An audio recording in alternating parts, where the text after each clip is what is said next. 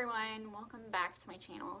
Today I'm going to talk about how I found out I had cancer 5 years ago. So this month, 5 years ago, I was actually diagnosed with a rare cancer called Adenoid Cystic Carcinoma. I've had so many people curious on how I found out. At the time I was 26 and pregnant, so I was pretty young and healthy, and it just was so odd that I got cancer. I think I was around 12 weeks or so when I found a spot in my mouth that didn't look normal, that I don't remember ever seeing, but who looks in their mouth every day either? Or like in the back of their mouth, because the spot I'm talking about was in my soft palate. And I'll try to put a picture in here to show you what I was talking about, but it just looked weird. And the reason why I was looking back there was because I thought maybe I had strep throat. I had a cold at the time. I didn't see any white bumps, but I did see a weird lump back there. So I told myself in a couple weeks that if it was still there, I would go get it checked out, because pregnancy does a lot of weird things, and I'm that girl that gets every pregnancy symptom you can think of. Pregnancy does not do well with my body. So fast forward a couple weeks, still there. I asked a physician that I work with to look at it, and to them it didn't seem very concerning. A few more weeks goes by, same thing, still there. Ask another physician I work with, and they suggested maybe I go to a dentist. So I said, okay, maybe a dental issue, no big thing. You know, I was not going to think to myself that it was cancer, even though that I thought, you know, it could be a possibility. Like, really, that doesn't happen to 26-year-old people who are pregnant. It just doesn't happen. And so I thought, you know, that's not the case. Several weeks goes by again, and still there, and it's just really weighing on me. At this point, I'm like, something is wrong. I just kind of knew in my gut that something wasn't right. I found an excuse to go to the dentist, guys. I didn't go to the dentist and ask them to look at it. Like, that wasn't the appointment at all. I called and said, hey, I think I have a feeling that's coming out. Can you guys take a look at it?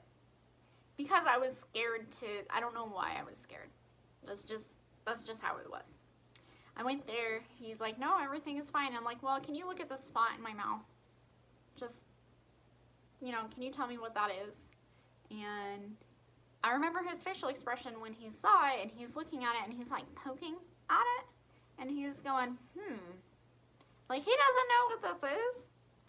And he goes, well, you know, I would normally say that's probably nothing, but I don't see that every day.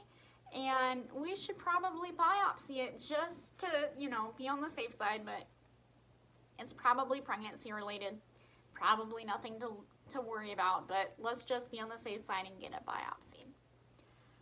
And I was like, okay, sure. The word biopsy scared me, of course, but he kept saying it's probably nothing to worry about. And so that, you know, pregnancy related made me feel better. The day of the biopsy, though, was just kind of a weird day. Ironically enough, it was scheduled on February 4th, which is World Cancer Awareness Day. Weird, I know. I go in there, he's looking at it. Originally, he was going to try to do a needle biopsy. That wasn't going to work. It was like a solid mass. There was no fluid in it or anything. He was going to take a small chunk of it, but he thought, I should probably just take everything that I see out. So he removed what he could at the time, and he sent it out. It was a pretty good chunk, not gonna lie, pretty good chunk. And I had like 3 stitches in my mouth. It hurt so bad. I remember it just hurt so bad. And then, you know, being pregnant, there's only so much you could take for pain relief. I did have some Norco, but I was really careful with it because I was pregnant. I think that was on a Friday. It was either a Thursday. Yeah, I think it was a Thursday evening. They sent it out to pathology. They said, we'll make you an appointment for a week from today to go over your results. And I thought that was okay. Monday. I got a call Monday morning. It was like 8:30 in the morning. I had just got my daughter on the school bus. And she's left a voicemail. I called her back and she said, you know, we got your biopsy results back, and Dr. So-and-so would like you to come in this morning. No need to make an appointment, just walk in, we'll work you in, but you need to come in. Talk about a punch in the gut. I knew when I got that voicemail, first of all, it didn't even make it to the 7-day mark. Because I work in the medical field. I know no news is good news, right? So I knew that wasn't good news. So I had my son at the time. He was 1, almost 2. And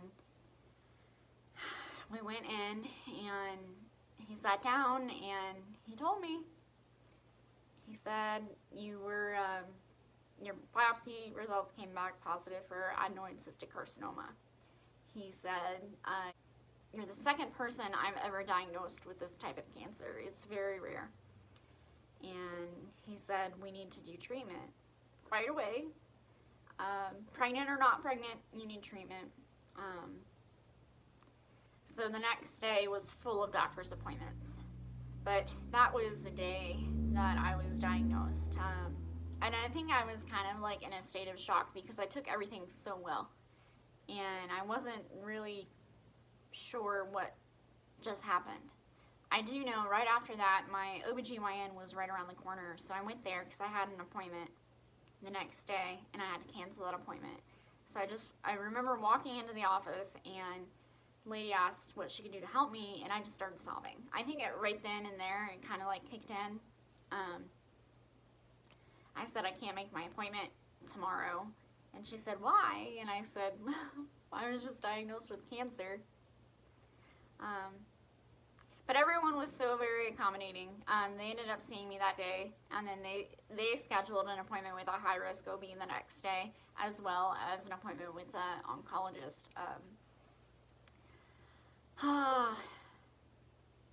Memories brings me back. I'm gonna have to do another story about the first surgery that I had that was not successful. But I feel like everything happens for a reason. There was a really good reason why that wasn't successful. And I'll talk about that in my next video. So keep an eye out for another video about the first surgery that I had and me talking about why it was unsuccessful and why I had to have a second surgery. I will talk to you guys later. Bye.